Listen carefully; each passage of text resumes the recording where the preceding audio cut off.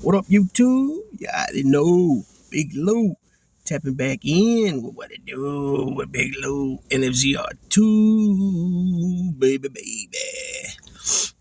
So,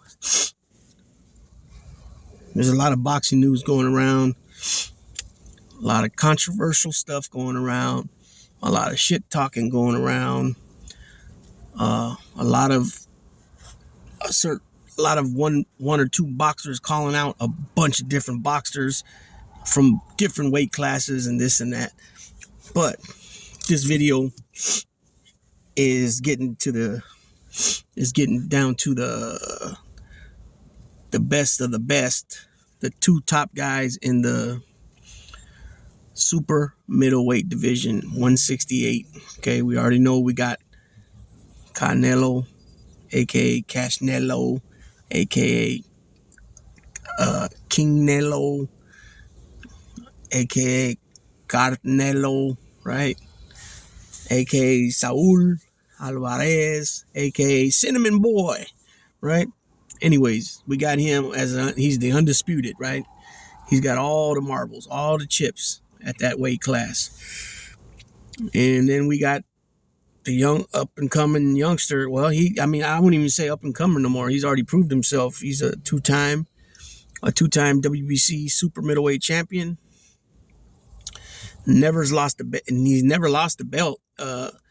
Unfortunately for him, I've mentioned this before, that I think a lot of people pass up on and don't, they need to be a little more critical of him about this, is that, he got his belts taken for his extracurricular activity that he tested, dirty for. And then he didn't make weight and he was stripped of the title again. You know what I mean? And then he won it a third time as an interim.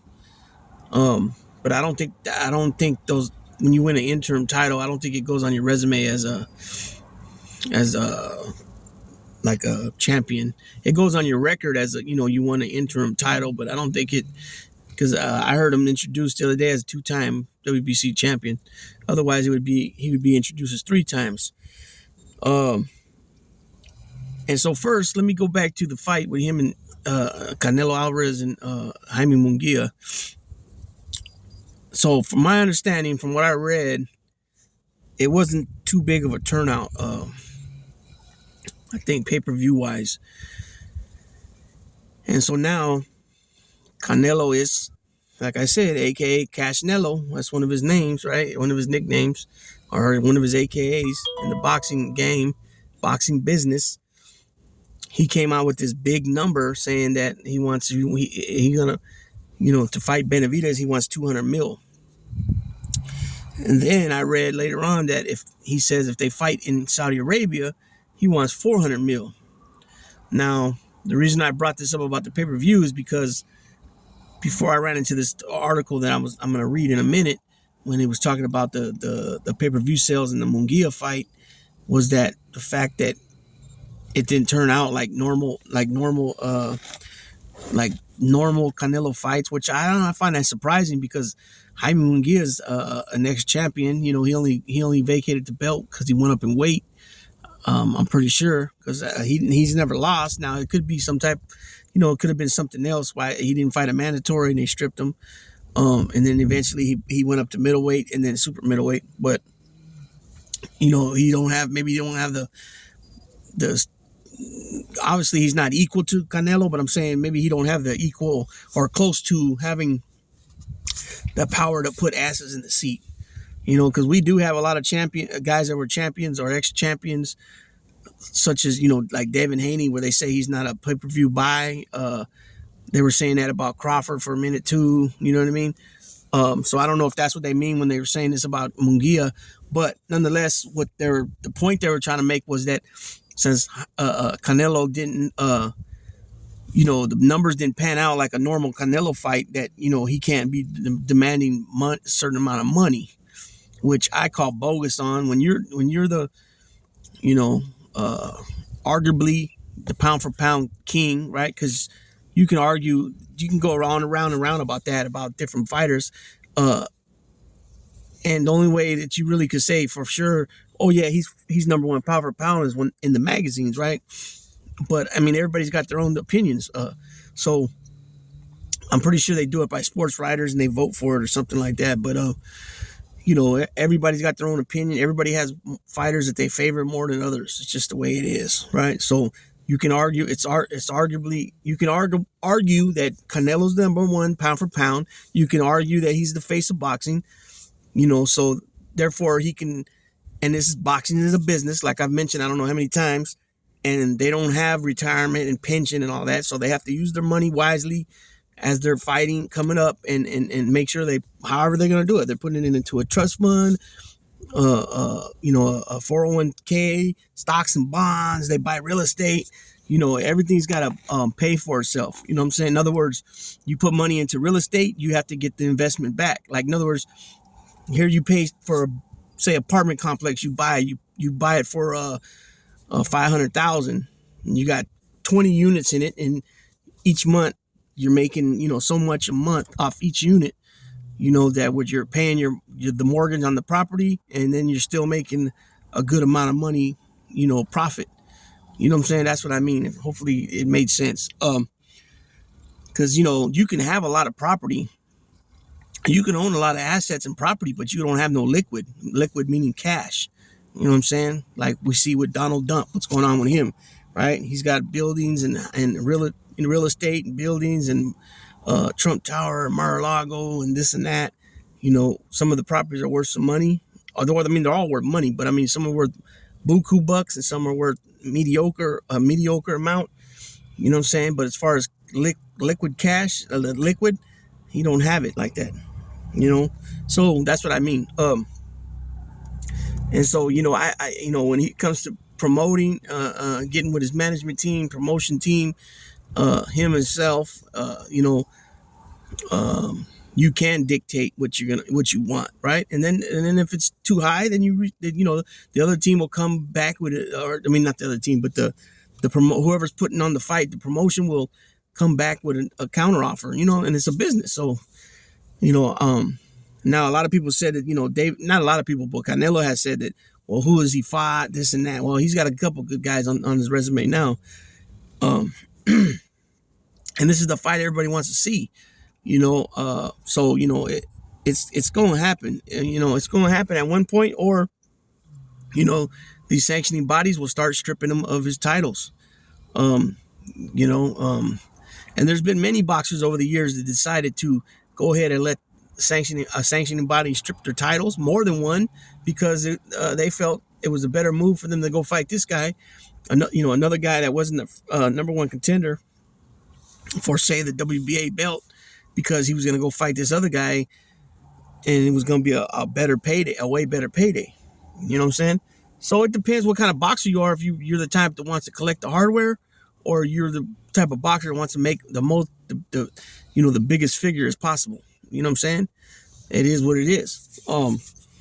But at some point here, you know, it's always going to be in May or September that Canelo's going to fight. So if he's going to fight again this year, it's going to be September, right? And we might get the Benavidez fight then. This video is not to predict nothing as far as like who the winner. It's just a video, a little perspective on what I read, and in a little, you know, a little dialect about that. Hopefully I get some responses and, you know, some comments in the comment section regarding this. So this article's from Marca. Let's see. It's titled, Canelo Alvarez warned he may be forced to fight David Benavidez despite Jaime Munguia victory. The all-Mexican fight did not generate the audience many had predicted. Okay, Canelo Alvarez has been warned he may not be able to dictate terms when it comes to negotiating his purse in the future after his fight with Jaime Munguia failed to attract a big audience. Despite being billed as one of the biggest boxing matchups in recent Mexican history, reported figures from the May 4th fight estimate that only 500,000 to 550,000 viewers signed up for the pay-per-view event. Yeah, at almost $100 a piece. You know what I mean? This may be related to the fact that the fight took place on the eve of Cinco de Mayo. All his fights take place on Cinco de Mayo weekend. You know what I mean? And Mexican Independence weekend, September 16th weekend, right? The day, and it says right here, the eve of Cinco de Mayo, and then in parentheses it says the Day of the Dead. I don't understand. That don't make sense. Cinco de Mayo means the 5th of May, and it was a battle that was fought in Mexico. Day of the Dead is in October around Halloween time. A holiday celebrated by most Mexicans in any case. The numbers don't lie, and it offers an ominous look in the future of boxing, according to Rick Glazer. The International Boxing Hall of Fame elector appeared to suggest Canelo, 33, may have to explore setting up fights with opponents he has avoided, such as David Benavidez and Terence Crawford, to top up his earnings. Let's see. International Boxing Hall of Fame elector wrote on his X handle, if in the fact the Canelo Munguia pay-per-view number is the purported 500 to 550, the good news for boxing enthusiasts is that translates to Canelo must fight Crawford, #Crawford and #Benavidez types to continue to earn the purses he's been receiving. Reality is if that number is correct, it's another PBC financial bloodbath. Will Canelo fight Crawford or Benavidez next? Matchroom boxing promoter Eddie Hearn, who had previously worked with Alvarez, believes that the Mexican is not interested in fighting against Crawford due to the weight difference. When I met Saul, he wasn't crazy on the Crawford fight, Eddie Hearn said. He just felt that you have got a welterweight coming up to light middleweight, or I never really hear it called that. It's usually junior middleweight or super welterweight, going up to super middleweight, and that he couldn't get any credit for that win. Everyone would say you're a fighter, a 147-pounder. You should be winning. But Crawford is really, really good, and I think Saul likes fighting now. As Saul has made it very, very clear, money is pretty much the only motivator for him now. Well, to that right there, money's the only motivator for him, then you would want to fight Terence Crawford, then I would believe, right? There ain't nobody that he's gonna get a big payday from than Crawford, or maybe Spence, or Benavidez. That's it. I can't, and of course the light heavyweight champions. Okay. However, Hearn did add that if Alvarez would fight anyone, if the financial terms were tempting enough, and predicted a future fight with David Benavidez, I think that he would pick Benavidez over Crawford because he knows he would get the credit for that victory. Hearn added, whereas he might not for fighting a guy like Crawford that is 3 divisions lower. So there it is there. Yeah, I mean, if it's all about the money, then the only two options that really make sense would be Benavidez and Spence. Jamal Charlo, I don't know why. I know he just got recently stripped. The WBC stripped him, and it don't seem like he's really with it. His mental state is not. I don't know. It's just not there. The only other options, Bubu Andrade, who he's coming off a loss to David Benavidez, and David Morale, just in my opinion, with only 10 pro fights, whatever he has, 10, 11, 12 pro fights, it does nothing for Canelo. He has the WBA regular belt. Canelo has the WBA super. So that don't make sense. A double whammy right there. So other than fighting Benavidez or Crawford, maybe you could throw Spence in there, maybe. And like I said, Jamal Charlo, maybe. Other than that, it would be Beterbiev and Bivol. That's it. What's he gonna do? Rematch with Plant?